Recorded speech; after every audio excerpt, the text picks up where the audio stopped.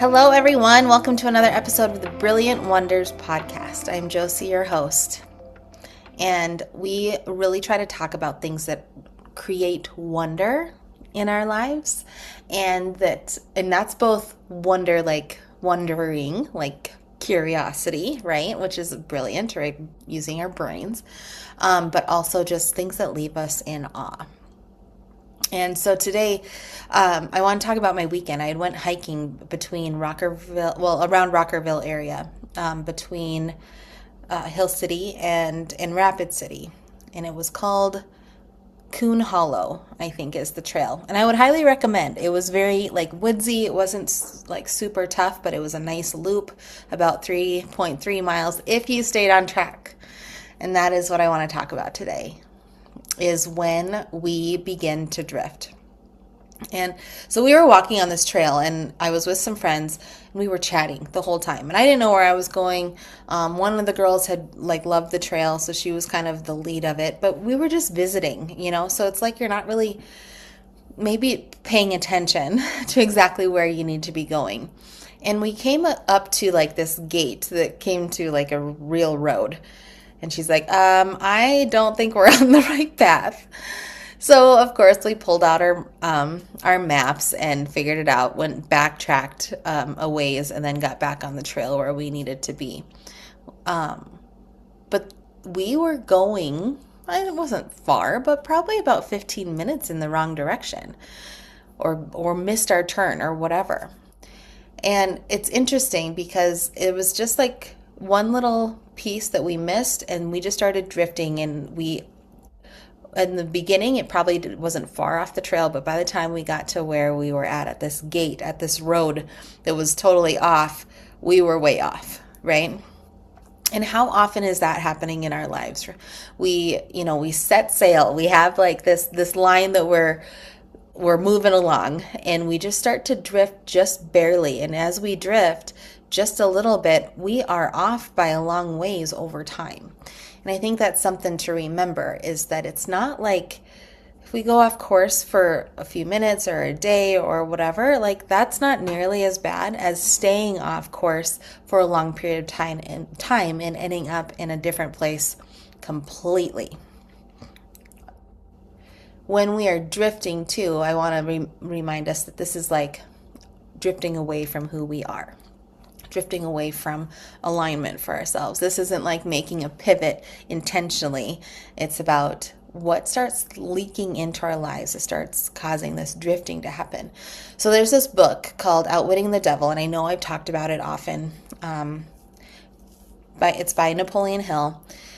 And the book has a lot of concepts, right? So take it for what it's worth to you, what fits. But one term that he used was this drifting term. And it was so intriguing how he talked about it, because it's like one way, for example, that the devil was really getting into us was food, which was so crazy, but it was causing us to drift. And he said, getting us gluttony, getting us full of food and bad food and, things that aren't fueling us up. It was a way to cause us to start drifting, because then we started to feel crappy, and then we started to feel brain foggy and headachy and pain and all these different things. But he was talking about the food, and I was like, that's one example of many, but it was very it fit. It made sense to me that what is it that just starts to take us off track a little bit, and then over time we keep doing that or whatever, and we're staying a little bit out of alignment there, we can find ourselves in a completely different space. I just recently finished the 21-day Daniel fast, right? Which was very, strict, and eating the same things and eating really clean foods, right? And just how quickly it's to let some of these things come back in. For example, caffeine.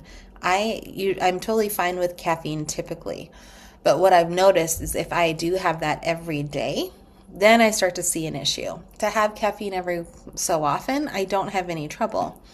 But I have found that, doing it every day and still having a pretty amped up life of trying to get things done or a lot of moving pieces, my nervous system doesn't come down.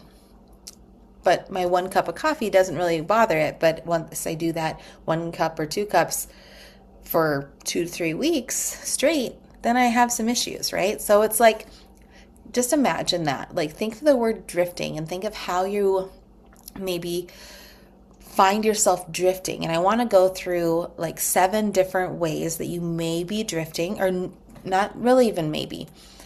More like, these are 7 ways to check in to see if you are drifting, if that makes sense. So these are just early breadcrumbs that you're drifting. The first one is when things become very automatic, autopilot. Have you ever been there? Autopilot, like you end up getting home and you don't know how you got home, or you get this, order the same food all the time.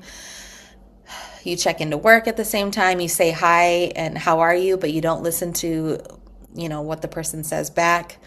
I've had this happen before where somebody will say something like, I thought they said, how are you? But they asked something different. I'm trying to think like how was your day? And I'd be like, I'm good, autopilot, right? To that response. So anytime you're starting to feel that autopilot sink in, sometimes I'd even like grab my phone and I'd realize that I'm scrolling Facebook or something. And I'm like, when did I pick this up? Didn't even know I was here, right? So when are you finding this autopilot stuff happen? Tiny disconnections from yourself. So this is when you can't hear yourself on what you really, really want. You can't hear yourself think about what you want. You're just like, I'm pretty indecisive, those sorts of things. What do I want to wear? You're just kind of disconnected from what's going on around you. You might feel off, but you're ignoring it. You might be thinking all of these things like, I should do this, I should do that. If you're noticing your vocabulary is changing to a lot of shoulds, then you may be having this drifting happening. You have less curiosity about your own life. You don't find yourself very interesting anymore. Okay, number 3, comfort becomes the compass. So what I mean by that is, it's not bad comfort, like being comfortable, cozy, something like that. That's not what I'm talking about. I'm talking about numbing comfort. I feel uncomfortable, I want to scroll. I feel uncomfortable, I isolate into my bedroom. I feel uncomfortable, I grab some food, right? I go to the fridge. I grab the sugar, I grab the booze, I grab the wine, I grab whatever it may be. Maybe you have some habits that you realize that once you're not feeling super comfortable, that you run to, that will help numb that uneasy feeling and make you feel more comfortable. So if you're running to those sorts of things, distractions, right? Okay, so subtle energy leaks. So what I mean by this, it's you're just more tired than you usually are. It's not from something big. Like I've never worked out, or I haven't worked out in 2 years and I went and walked 10 miles. Yeah, you're gonna lose some energy that way. These are like, I don't know why I'm tired. I don't know why I feel exhausted. You're already feeling like you're behind in your day. You're just like, just trudging forward. It's like you're forcing your body to get through the day. Those are subtle energy leaks that are happening, which means that you're off course just a bit and you're expending more energy than you should be or could be. If you're back in alignment and not drifting anymore, it's like your motor, like a car, it's like it's running more efficient. So it'd be like, driving into the wind, getting 15 miles to the gallon, or driving with no wind and you're getting, 22 miles to the gallon. So if you're feeling like you're losing some energy, but it doesn't really seem like you should be, you just feel exhausted, that is a possibility that you're drifting. Okay. Another one is reduced tolerance for friction. Okay. What that means is today, somebody honked the horn behind me and that pissed me off. And normally I could care less, right? Today, I did not want to scrub my dishes. I did not want to wash them. When I do it, it seriously takes me 10 minutes or 5 minutes. But today it felt really hard to do. What are some things that you typically don't have any trouble doing, but for some reason today it feels heavy. It feels like a ton of work. So that means that we just can't tolerate that stress right now. Our stress backpack is a little bit heavier than we want it to be. And not even just because the amount of stressors, it's like just the life, your capacity to handle things is less. Okay, so something that maybe wouldn't bother you in the past is bothering you now. Maybe it's a conversation with with like a school, or like a teacher, or maybe struggling with, an announcement that came up and it's like, this wouldn't normally bother me, but today this pisses me off, or this doesn't make me feel good, or this makes me feel embarrassed or insecure. Finances is a good one, right? Like normally I know that I'm going to be able to, or pay, or like I need to pay for my oil change. Today, it pisses me off that I had to pay for my oil change, right? It felt like friction. It felt heavier. Whatever. Normally, you can just feel like you can give the money over. You're happy for the services rendered. Thank you very much. But today, I struggled at handing my money over for something like that. Okay, your identity gets fuzzy around the edges. So this is number 6. This is like forgetting who you are. Don't even know what excites you. You don't know what you want to wear. You don't know how you want to do your hair. You don't know what you want to eat. You don't even know what foods you like anymore. Nothing tastes good. Nothing feels good. I am just really disconnected with who I am and what I like. I'm also not connecting with my friends nearly as much because I don't really feel like myself, right? Maybe you're not recognizing all the good that you're actually doing, all the things that are working for you, that are working really well for you. It's like I can't even connect with those. Like I don't feel them, I don't see them. And sometimes this takes a friend to like point out how far you've come, or an accountability partner or a coach, because when you're starting to drift a bit, it's like nothing I ever do works, right? I'm putting in all this effort and nothing's changing, but sometimes it really is changing. But when we become drifting, which is when you need some support to pull you back in, but when you start to drift, you start to feel that way. I know this happened a lot with coaching. Like I would be doing really good and be so like in line, and then all of a sudden I'd be like, you know what? I don't know if this is helping anymore. And my coach would definitely share all the things that have changed in my life since I've been working with them.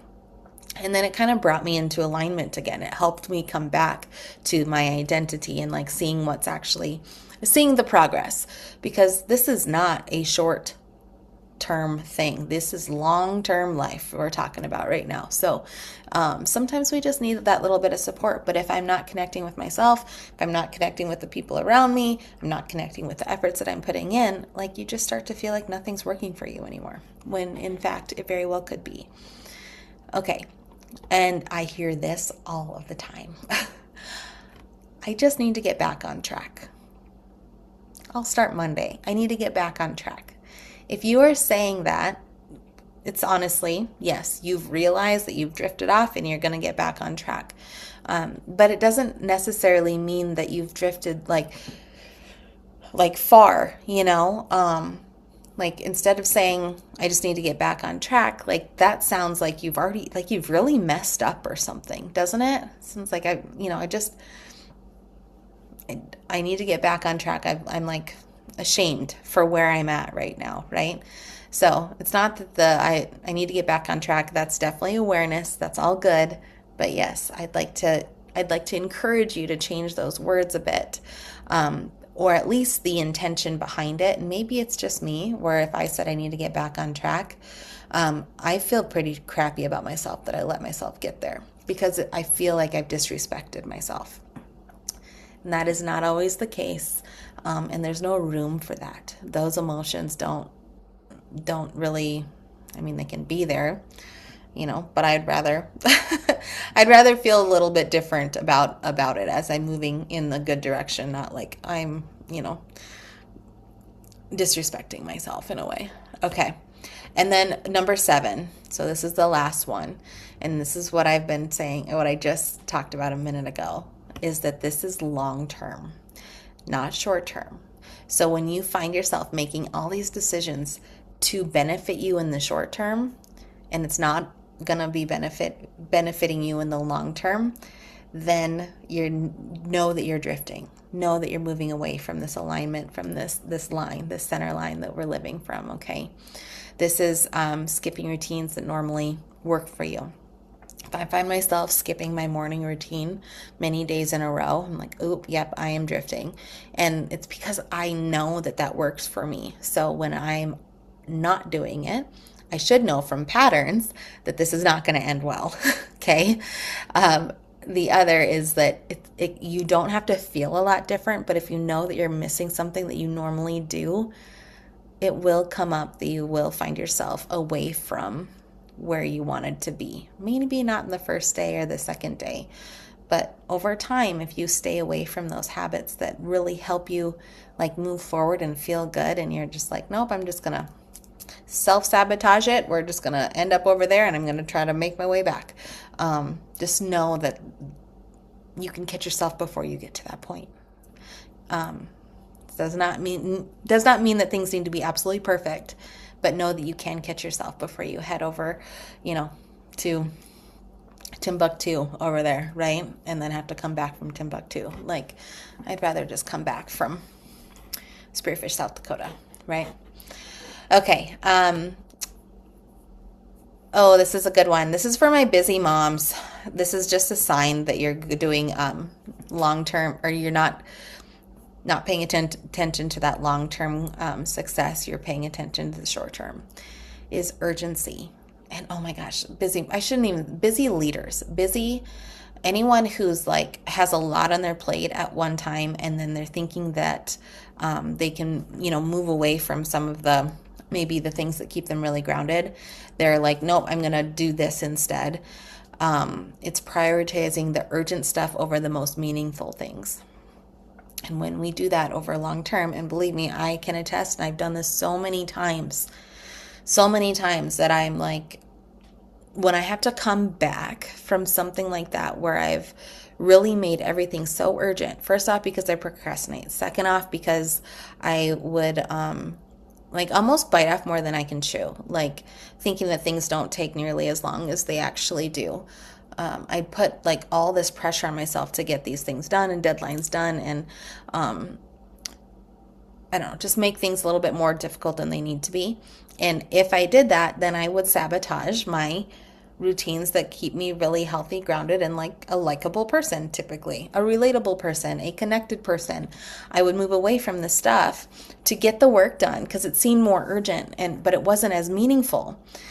The busy work, or like, conversations with people that I was, trying to sell things to, or I don't even know, whatever, anything. You guys know what I'm talking about.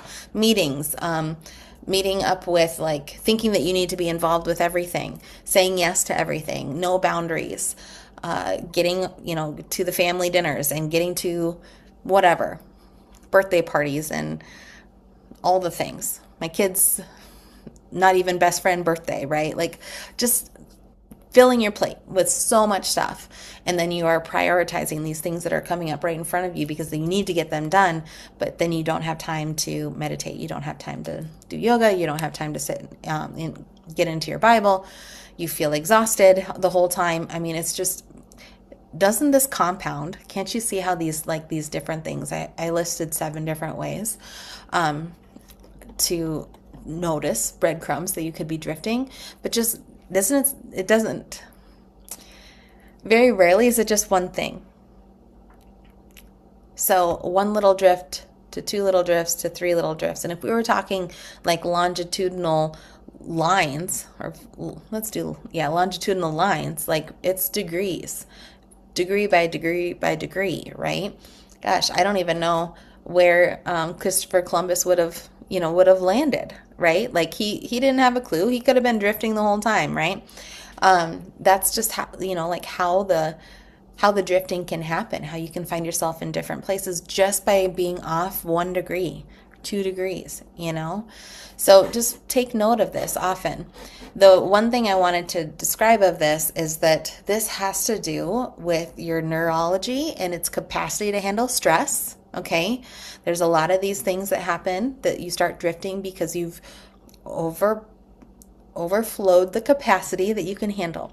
The other thing, you guys, is dopamine. I've talked about dopamine a little bit. This is going to be a big thing moving forward over the next few weeks as I'm doing a dopamine challenge, because dopamine is like this chemical messenger in your brain that is like a reward center. And it is absolutely on fire right now in this century because we are creatures of instant gratification, where it's actually the what creates the most dopamine is the excitement. Like, almost, this is an example, like I'm going to go on vacation. The dopamine is high before you go on the vacation. It's actually not high when you're on the vacation. So it's like this anticipation. We'll call it an anticipation chemical within our brain. And it's great. It's a beautiful thing, but we are constantly feeding dopamine, and we find that our actual brain chemistry is different because there's so much of it. So when we're talking about this drifting stuff, really helping the brain and the nervous system regulate dopamine receptors to be heightened again, because we start to feel really numb and like just not great when we're drifting, overwhelmed, fatigued, disconnected from our husbands, disconnected from our wives, disconnected from our family members, from our colleagues or whatever. Like we become pretty like isolated. And then we don't even usually start liking ourselves anymore. It's like this really, really bad cascade of things like that start happening. So just know that that this can be changed. And you don't necessarily have to change all of your life, but you can get rid of some things that just aren't really serving you anymore. Scrolling is a great one to talk about right now because we all do it. I don't know very many people that don't. And usually they're people that don't have social media. I don't live in that space. Like I will probably always have social media from here on out until my careers or whatever life changes. But we use our phones to scroll. And every time you move your thumb like this and you see a new picture come up, it's dopamine, dopamine, dopamine. Okay. Every time that we like, snacking is a great one, especially think about kids and snacking, right? I mean, even me and snacking, right? If I'm like going to grab some food and I'm not hungry, that's me. That's saying like you're bored and you need some dopamine. You're stressed and you're looking for some dopamine. You're looking for some reward. You're, overthinking. You're overwhelmed. You're tired. Like all these different things. It's one of those like instant gratification things. Like I can do that and I feel better for a little while. But once you have so much dopamine going through your system, and if once you go through the challenge, will know a lot more about where dopamine is all coming from. But what happens is your brain doesn't realize how stressed it doesn't feel safe with that much dopamine. And what it does is it turns down. It's almost like the dial of a like a volume. It turns down the volume of reaction from the dopamine. So it is like takes a ton of it to make you excited again, right? Takes a ton of it to feel joy. Takes a ton of it to feel like good, right? But once that dopamine volume is turned down, like your max is low then, right? So we actually need to help recenter or recalibrate your dopamine and dopamine receptor communication. And that's what the challenge is all about. I call it a challenge because it's like 7 days. So it's not very long. It's just a good like reset to your dopamine receptors. And notice what will change with that. It doesn't take a lot of effort. It just takes some consistency and giving your brain a break. So join us for that. That is starting next week. But here, you can purchase it now. $19. It's only $19. You'll have the content forever. It's just a really easy, like quick reset. You'll have the course for as long as the course is on my website. Okay, so that's something you'll always have access to. But just know that the purpose of it is to help you during these drifting times. That's what today was all about. All right. Isn't that brilliant? Isn't that wonderful? You know what the most wonderful thing is about this is that it is changeable, right? Like that our bodies and brains are so adaptable that they can actually shift and change all the crap that we've given it for the last, we'll just say months or years or whatever it is, this overstimulation. We can actually reset that. It's possible. And isn't that wonderful? All right. Thanks, everyone. See you next time.